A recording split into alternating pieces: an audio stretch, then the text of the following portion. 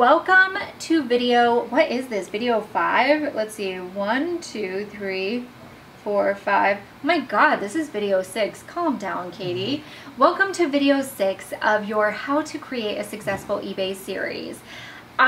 This is going to be the point where I'm going to be looking a lot at my notes, and that's because there's a lot of things in here that I want to talk about, because now we're putting it all together. We've got the wholesalers figured out, we've got the shipping figured out, you know your store name, you've got your social media. So now we're putting it all together and we're talking about how to do that to make it work. And I would say the very first thing you need to do is create your schedule. So I have to say, with my eBay store, I ship out every single day. And 7 days a week, and honestly people like that. When you see the meme all the time where it's like, place my Sephora order 2 minutes ago, waiting at the window for the package to arrive, and it's like a skeleton or something.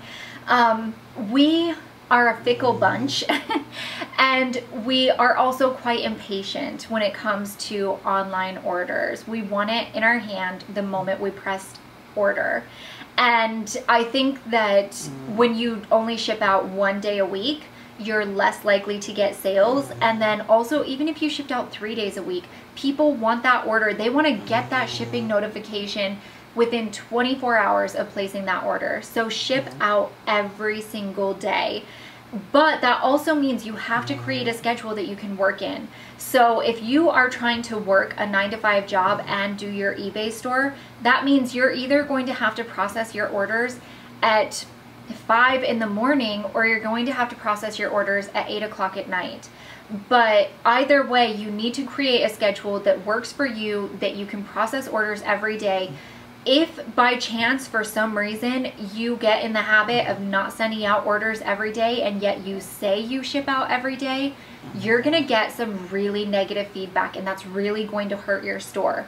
So I cannot stress this enough. Create a schedule that you're comfortable with, that you can abide by, and no slip-ups at all, because it will cost you heavily in your feedback. So I've talked a lot about feedback, and I don't think I've really gone into why it's important. I keep mentioning it, but I haven't really gone into why it's important. Your feedback, or the stars that you get on your eBay store, are important because it tells people if they want to buy from you.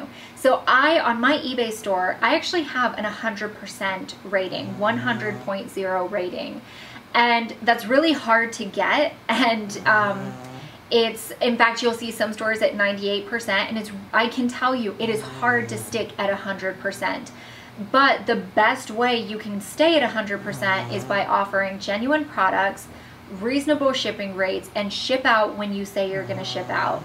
And if there's any customer problems, respond to it quickly and professionally, and never, ever be rude to your customers.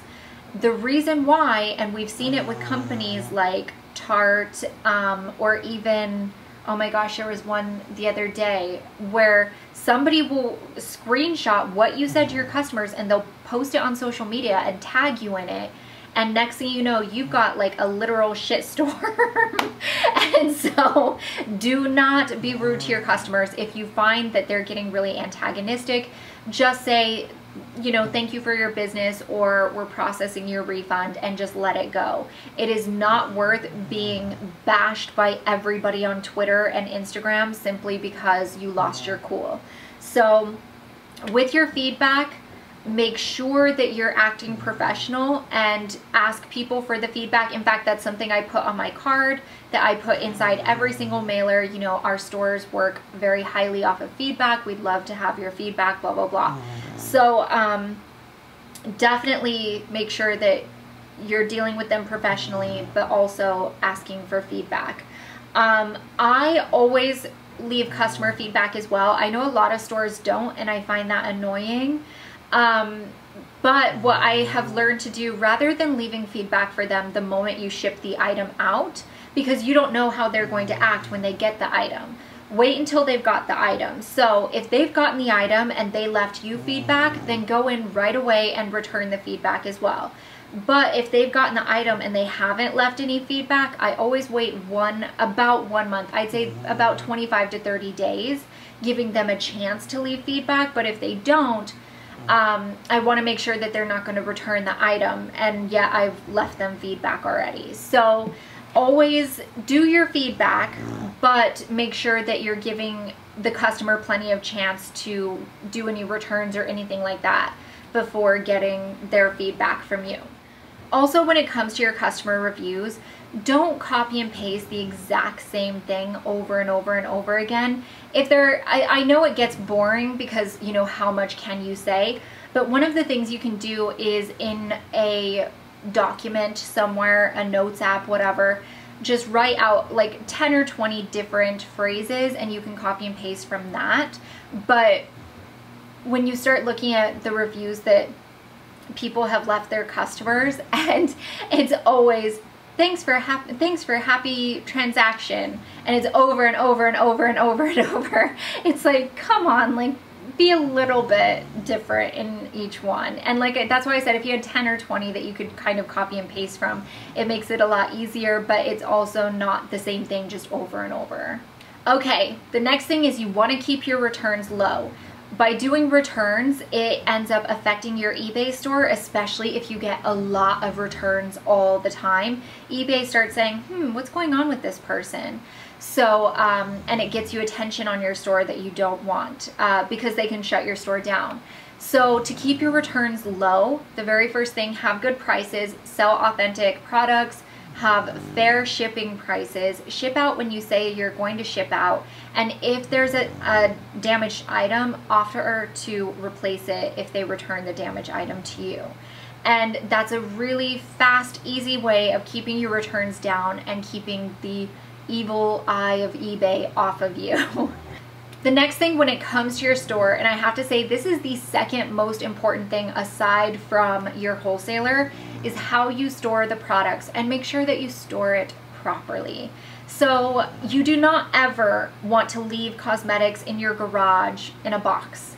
They're going to get damaged, lipsticks will melt, the quality will diminish, it's just gross. So what I did was I had one closet that I took and I turned into my eBay closet, and I bought a bunch of little plastic like containers that I put all the products into, and that also helped do my inventory. So all the Noir Bourjois eyeshadows were in one, and then a Bourjois eyeshadow that was a different shade were all in another. You know, like that, it makes it a lot easier to find items when you're shipping. So it makes your shipping time go faster, it makes it faster when you're doing your inventory, and it keeps your items from getting damaged and getting sun damaged and heat damaged, and even like eyeshadows that are exposed to too much cold will crack. Lipsticks that are exposed to too much cold get like a white film over them. So it just keeps everything nice and room temperature where you want it. Another thing that I talked about as far as storage goes is doing your inventory. It's really important to stay on top of your inventory. I always do mine once a week, and the reason for that is if you have 37 you know, Bobbie Brown gel eyeliners listed for sale, and yet you only have 30, then what ends up happening is somebody buys, you know, 5 people end up purchasing that don't get their items, and you have to send an email saying, so sorry, it's out of stock, here's a refund. Always do your inventory. I can't stress that enough. It's so important, and do it digitally because of the fact that then you can share it across your platform. So if you have an iPad, it'll be on your iPhone too, and as you're sitting there at your computer, no matter where you're at, you're able to see exactly how much of everything that you have. You can create a table in numbers, and that way you can add in new products as you get them, and you can change the amount of items that you have, like the numbers as things sell, so that then you don't have to keep printing out the same inventory list over and over and over. When it comes to customers messaging you, you want to make sure that you return all customer messages right away. Don't make them wait 5 days to hear back from you. If you get an email from someone, you should respond within 5 hours. And I set the 5-hour limit because that's when most people are, after about 5 hours, they're like, God, I emailed them this morning. Why haven't they emailed me back? So I understand you're a one-horse company at this point, but you really a one-horse company, or is it a one-horse show? I don't know. Anyways, it really is important to keep all discourse professional, but also respond in a very timely manner. It just makes a huge difference in the overall customer service feeling, and that's what you're in. When you open up an eBay store, you're getting into the customer service arena. And so you want to make sure that you offer the best, highest quality customer service, the type of customer service that you yourself would want from any store that you were purchasing from. Another thing you can do, which I think is actually really fun and it pulls customers in and it makes them part of your brand, is ask for customer photos. So you can ask them to post photos and tag you in them so you can repost them to your social media. And it makes it to where you can tag them back in it and be like, oh, at Katie Snyder 157 got her lipstick today and she's loving it, you know, stuff like that. And it creates a kind of fun, it makes the customer feel part of the company.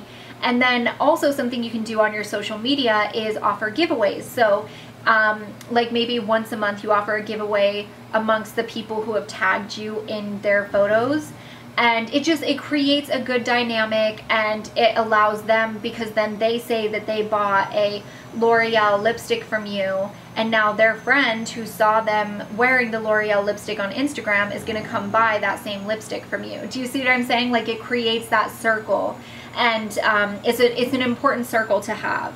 Now, as far as putting this all together, I know I've said this like 100 times and I'm just going to keep beating you guys with this. It is illegal to sell used cosmetics. So make sure you do not ever sell anything that has ever been used or looks used or anything like that. It's really important to remember that. So have your dummy one that only you use, that you swatch in the photos, and that way they're able to see what the shade looks like on, but you can't sell that item. That's a really quick way to get your store shut down, to have a problem with the United States government, and to never be able to sell on eBay again either. So I would say if you took everything that I have said in these videos, you found a good wholesaler, you had a good store name, you created your social media profiles, you got your shipping stuff, and now you're ready to launch your eBay store, I would say that you have a leg up amongst everybody else that's just kind of floundering and buying the eBay for Dummies books and stuff like that. There's so many courses on how to make money on eBay. Honestly, I wouldn't buy any of them. I think that I've given you the best advice possible. It's what worked for me. And it's something that, like I said, it got to the point where I couldn't handle it anymore. The daily sale total was so high that it didn't leave me time for anything else. I was literally just packaging up items to be shipped out every day, and that's just way too much work for anybody. So I would say skip any of these, you know, make money fast on eBay stuff, and start slow and you'll get there. And actually I think you'll have a better experience at it, and I think you'll get there faster than trying to follow some guy that has a course on it that, you know, he may not really even do eBay, you know what I mean? So I hope that this was helpful to you guys. If you have any questions, please leave them down below so I can answer them. I will answer every single comment that I get on these videos, so that then everybody else can see the answers as well. So always refer down to the comments if there's something that you feel like I missed. It may have been answered there, and if it's not, ask it and I'll answer it. I'll always return to these because I comment on I reply to every comment I get. So I'll always return comments on here. And yeah, I think that that's everything. Good luck on your eBay store. I know that it's something that when I was processing everything myself, I loved doing it. There's something that, I don't know, that first sale, like there's just like this feeling when you get it and you're like so excited and you're packaging it up and carrying it off. Oh, that's another thing. When you do your sales and you print everything out at home, you can drop them off at any post office that is near you, or you can actually give them to your post office, your mail person that comes and delivers the mail, and they can scan it in and they will take it to the post office for you. So yeah, good luck. Let me know how this works out for you guys. If any of you guys start an eBay store, come back, leave a comment, and let me know how it works out for you, and leave your store link if you'd like people to go visit your store. And until next time, I will see you guys in my next video. Bye.